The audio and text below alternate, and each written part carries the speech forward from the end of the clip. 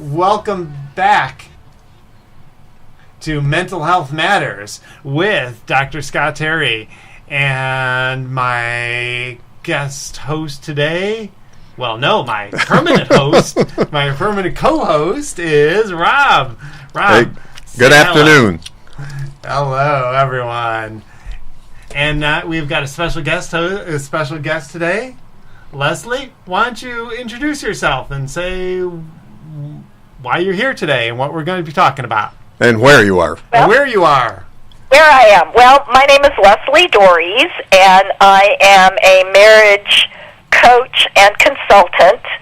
I'm based out of the Raleigh, North Carolina area, but that's not where I'm originally from. And really what I want to talk about today is, what makes a healthy marriage, how you can judge whether or not yours is healthy, and if you decide maybe it's not what you are hoping for, what you can do about it. Sounds great. Okay. Sounds fantastic. And you are listening to KRUU FM, 100.1 FM, and do email us at mentalhealthmatters@kruufm.com. So, where would you like to start today? Do you want to just start in terms of how do you know if you need help, or what were you thinking? Well, I mean, for me, my kind of flip response to that is if you ask that question, the answer is yes. I get a lot of times in working with my clients, people say, well, I don't know if this is important, or I don't know if I should mention this. And obviously, if you're thinking about it, it's important. And we kind of have this idea that to get help for your marriage, you have to be in real trouble. And in reality, the best time to look or to take a look at your relationship is kind of ongoing and before it ever gets into trouble. Yeah, I find that so essential. I think so many clients don't even want to come into sessions. Leslie, you've been a marriage and family therapist for a long time as well.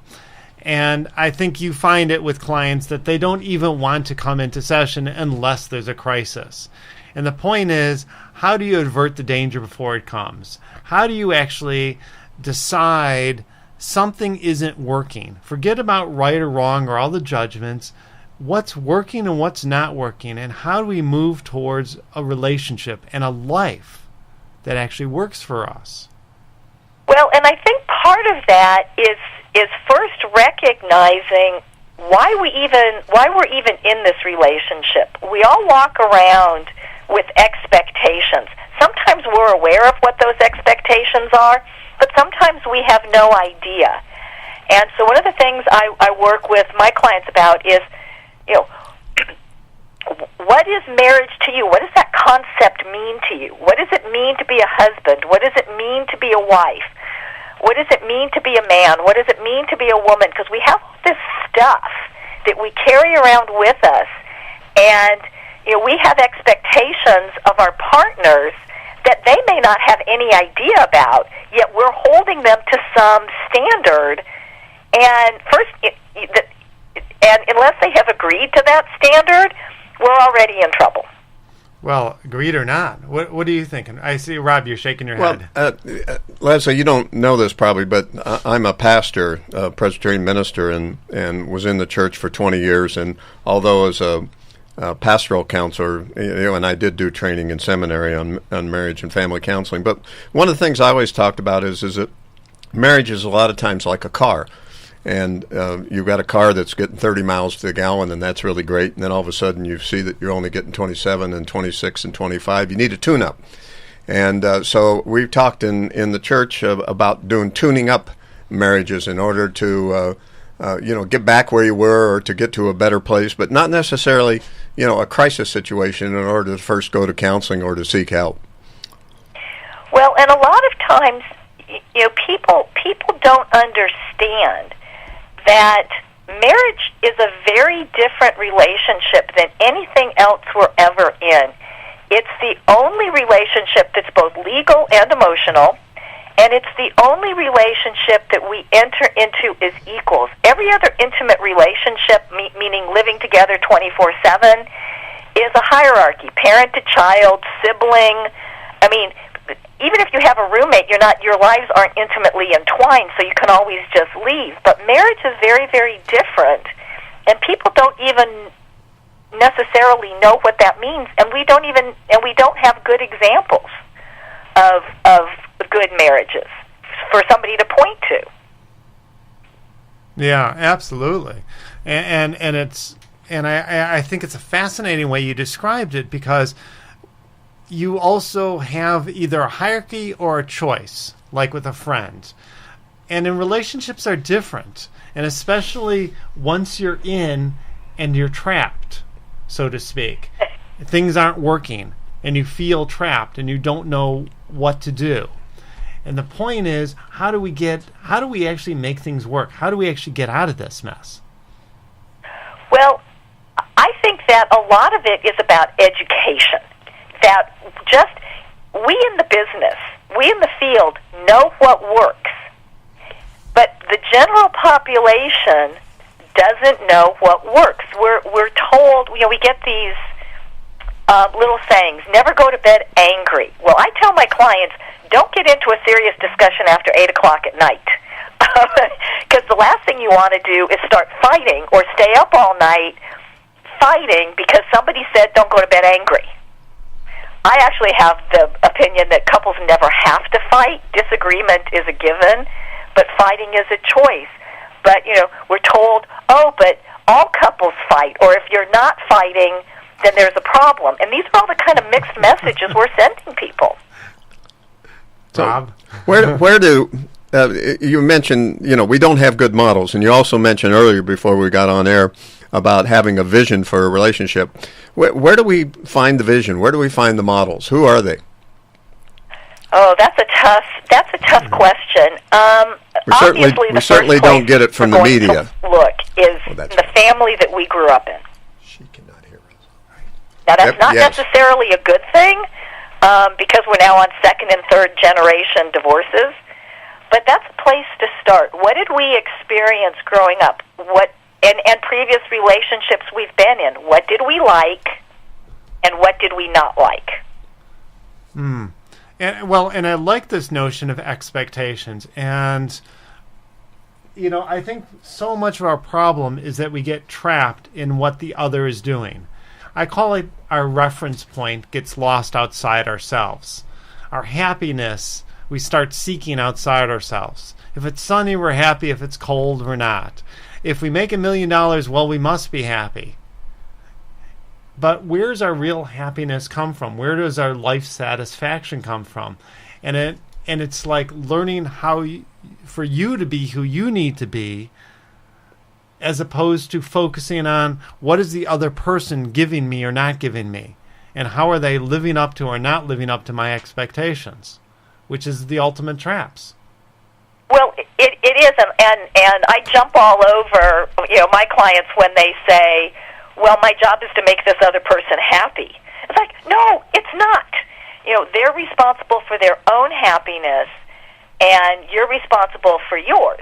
But that doesn't fit the romantic, fairy tale story where the couple rides off into the sunset and they lived happily ever after. And I always want to check in 10 years later going, okay, how's it going for you? But nobody ever tells you how to live happily ever after. You're listening to KRUU 100.1 FM radio in Fairfield, Iowa, solar-powered, broadcasting from downtown Fairfield. And you were just laughing at that whole statement. I was, indeed. Riding off into the sunset, that's what everybody dreams that their relationship or their marriage is going to be like.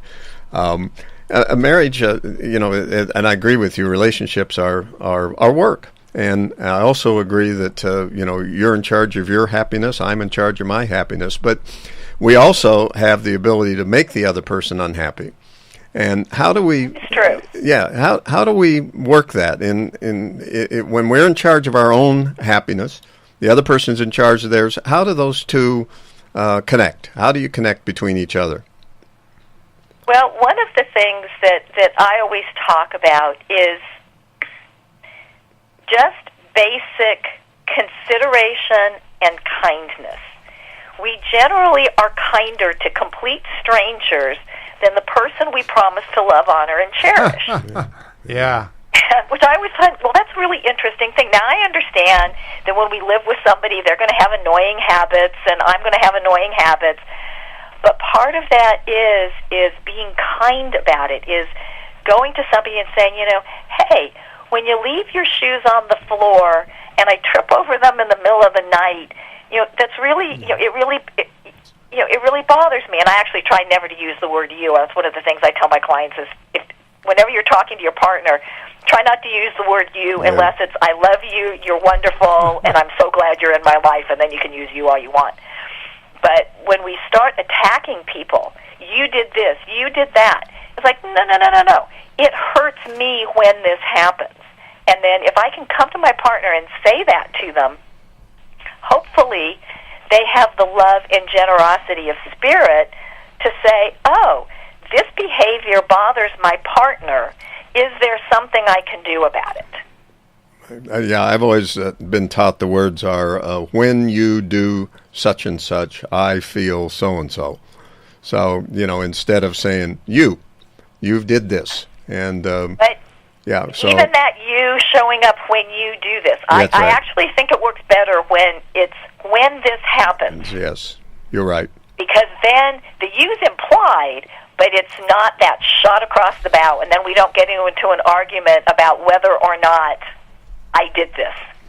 Well, something you said earlier also sort of fits into this as well, where we start talking about not only thinking about where the other person makes us happy or not, but in those expectations, and instead of bringing it back to we're the ones who make ourselves happy. We're the ones who take ourselves and make ourselves in control.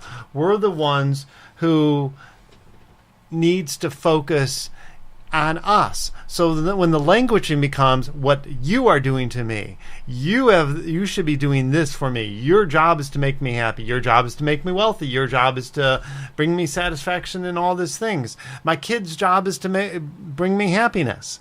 It doesn't happen like that. Well, but and part of it is that we're not really taught how to be responsible for our own happiness. We're taught, well, if I get this Xbox, or I get this car, or I get this house, or I get this job, or I get this guy, I'm going to be happy. And of course, that's not necessarily true, because you have to be happy within yourself first, and that's that's a scary place to go, and most people don't want to go there. Taking responsibility for your own life. Absolutely. But if you take responsibility for your own life, then you could also change that. Again, nobody makes you a victim; you make yourself a victim. Absolutely. But nobody wants to own up to that because it's scary. It's like change is scary. But once you get, hey, I do have responsibility for me, but the advantage of that is that then I get to create a life that actually works for me. I get to choose what will actually work for me. I'm not beholden to somebody else, and therefore I could actually have fulfilling life with somebody else. Well, and this kind of gets at one of the things, because there are three words that I actually never use when I'm talking about marriage. I don't use the word work, I don't use the word compromise, and I don't use the word sacrifice. And people look at me and they think I'm crazy when I say that. But now I do think that any relationship takes effort and attention, but work to me is like, okay, let's go out and plow the back 40 in 100-degree heat and 100% humidity. Oh, doesn't that sound like fun? I get to go work in my marriage.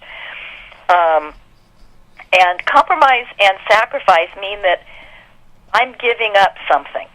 And it's the giving up that creates the problem, as opposed to I'm choosing to do this as opposed to choosing to do that. I know that if I make this choice, this other choice isn't possible. But resentment grows when I feel like I have to give up something. I love that. Yeah, I love how you said that. And it is, and it also goes back to something you said earlier in terms of thinking about, we're not here to agree, we're agreeing to communicate. Our job is that we're not here to be in perfect alignment. We are here to coordinate our lives together, which I'll talk about in a second. But we are here to actually agree to communicate and to create something. But we don't have to agree on everything. And everybody gets in these fights. I've got to be right. No, I'm right. And we paint ourselves into these corners, as opposed to not compromising, but finding a way for us to work and get that you don't have to be the right. There is no right or wrong. Whenever you make things black and white, you're screwed. Whenever you make it... And in most cases, people are arguing about opinions, so technically they're both right. Exactly. Yeah. That's where it gets into trouble. It's like, it's not right or wrong. It's just like, I view it this way, and you view it that way. Okay. Can we find a path that we both can walk joyously together? Oh, I like that. Or agree to disagree. Right, because sometimes we don't. Sometimes we don't have to agree. I grew up in Los Angeles, big city. I want to get there the fastest way I know how. He grew up small town, likes to drive the back roads. Who's right? Well, we're both going to get there. I just prefer the more direct route. And for a long time, we would snark at each other about that until we finally decided whoever drives picks the route, and if we need to get there quickly, I drive. That's fantastic. So I talk about in a relationship two different aspects. One is about connection, that passion that we think is so essential. But you could have lots of passion, but that doesn't mean your relationship actually works. As Tina Turner says, what's love got to do with it? You could have that passion, but that doesn't mean your relationship actually works. Or you could have what I call as a second element of that you're coordinating your lives together, and you are great roommates, and that you really work together in terms of raising the kids, but there's no passion. But there's got to be a sense of both. That coordination is that we have got a similar vision, a similar way of seeing the world, and working together to create that. It's not just we go to sleep at the same time, get up at the same time, but we're seeing a world together and wanting a life together. And when you combine that with that connection, you really do have, we can agree, but we don't, or we could agree to disagree. We don't have to be on the same page, but we have to have that similar, bigger vision of what we want our lives to be and how we're going to move towards that. Well, absolutely, and then we also have to have a plan to implement that vision. And the way that we do that is to stay connected with each other, which means we actually have to spend time together. We have to spend quality time together, and because that's the only way to keep that passion alive. And and passion ebbs and flows over the course of a relationship. I mean, anybody who's a parent of a newborn, passion generally is not one of the primary things going on. Everybody's just trying to get sleep. But at some point in time, that newborn isn't a newborn, and if we haven't stayed connected during those rough months, then we end up starting down that pathway where we're just roommates and good at coordinating, but then we're also very lonely. Absolutely. And that often takes its toll years later when there is crises. And there is always a crisis. And sometimes it's with the kids and sometimes it's with each other. And sickness and death. And something always happens in the course of a relationship. And if you have kids, then at some point the kids are gone. And then how do we live our lives together again after being so apart and not actually being in a relationship? The point right, and then that's where that vision and that plan come in. Is and it was likening to the car example, but it's like kind of like we plan, we continue to check in. People get their oil changed. They get their 30,000-mile checkup or whatever it might be, and then they'll replace the brakes when they need to be replaced. And we need to bring the same concept to a relationship, because what happens is people stick it on autopilot and until it crashes into the side of a mountain, and then they go, "Oh crap." Okay, let me interrupt here for just a second, and then you're listening to Mental Health Matters with Dr. Scott Terry. This is KRUU 100.1 FM radio in Fairfield. Leslie, when you're talking to couples and you're talking about quality time together, do you talk at all about the need for time apart? Yes, I do, because we just add more hats, we don't take them away. So you always have to do things for yourself that feed your soul, that keep you connected to you. Then you need to be connected to your partner, and then you need to be connected to your family. And I know all the listeners just went, okay, there's only 24 hours in a day. I get that. It's about being intentional, because when you spend time away from your partner, number one, you're rejuvenating yourself, and number two, it gives you something to talk about. Right. And it's gone quality time, not quantity time. But that doesn't mean that in a lot of relationships where people have drifted, one of the things you will talk about in exercise is to simply spend a half an hour a day in intentionality, in terms of really connecting. And it doesn't really matter what you talk about, but it's really getting to that point of intentionality, of really connecting to something so much deeper. And so, a lot of times it means also having an action with that, going for a walk, doing something to get back in your body and back with each other. Well, exactly, because if you spend a half an hour in conversation with somebody, by the time you get to that 30-minute mark, you're talking at a much deeper level than when you started. But most couples do what I call informational exchange.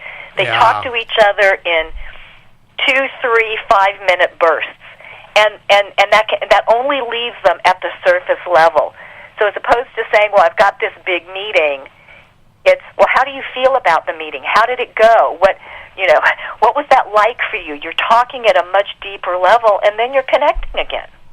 Yeah, it's the same with your kids as well. It's having the critical communication, critical thinking skills.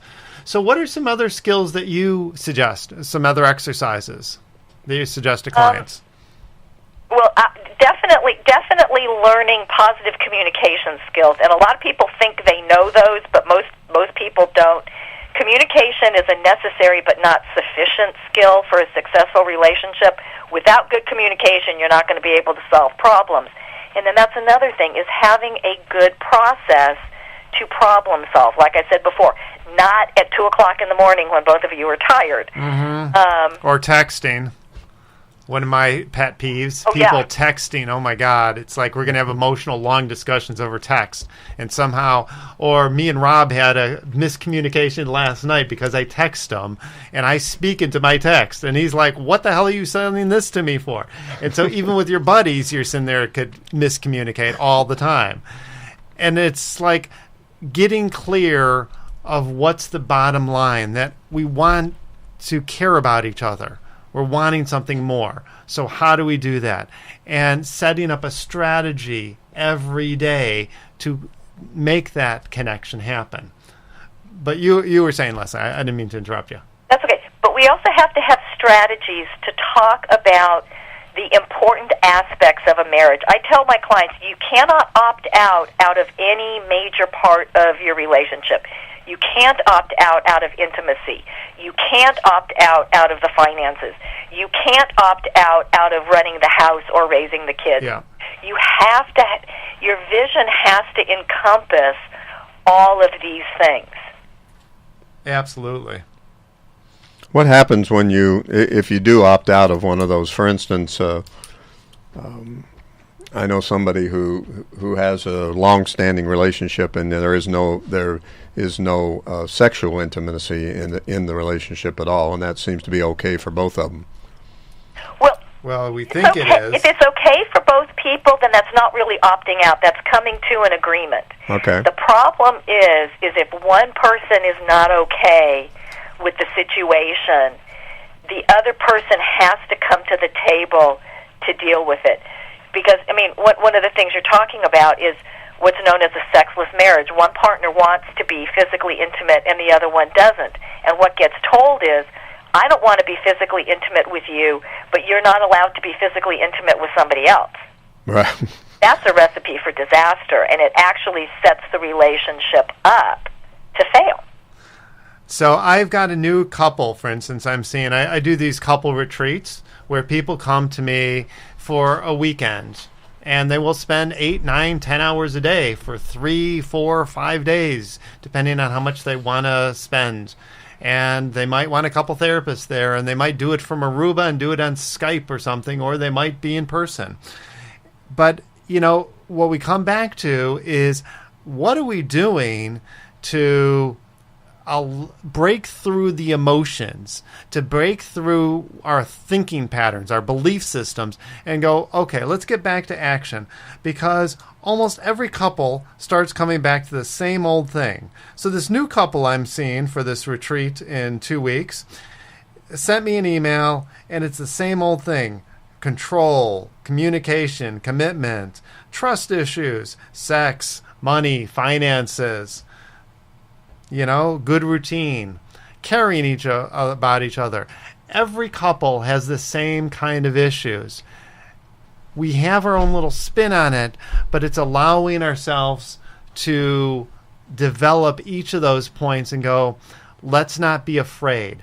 Let's call a spade, and let's get past that. And if we're having sexual issues, then let's find the deeper point of connection so we can get past that. If we're having issues about chores, let's find a routine that makes our life work. Right, and the first part of that is creating a safe space to have that conversation. Yeah. It's about being willing. If I want to be heard by my partner, then am I willing to hear them? Everybody talks about unconditional love. They want to be loved unconditionally. They don't necessarily want to love unconditionally. It doesn't work that way. I have to be willing, even though I don't either agree or like what my partner is saying, we can't move forward until it's all out on the table and we can find the points of common ground. Such a great thing to say. We're just about out of time. I love what you just said. Say that one line again. I just want to hear that again. It was just so well said. Oh dear, which about having a safe space? No, the unconventional. Not unconventional, but the unconditional love. Unconditional love, right? Yeah, people want and expect to be loved unconditionally. They just aren't necessarily willing to love unconditionally, right. And then it won't work. Both have to be willing. If you want it, you have to be willing to give it. That's fantastic. Is there anything else you want to say to close out today? Because I just love that statement. I could talk forever, but but the one thing I want people to understand is there is help. It's not a failing. We all run into stuff we don't know how to do, and the better idea is go out and find somebody who can help you with that.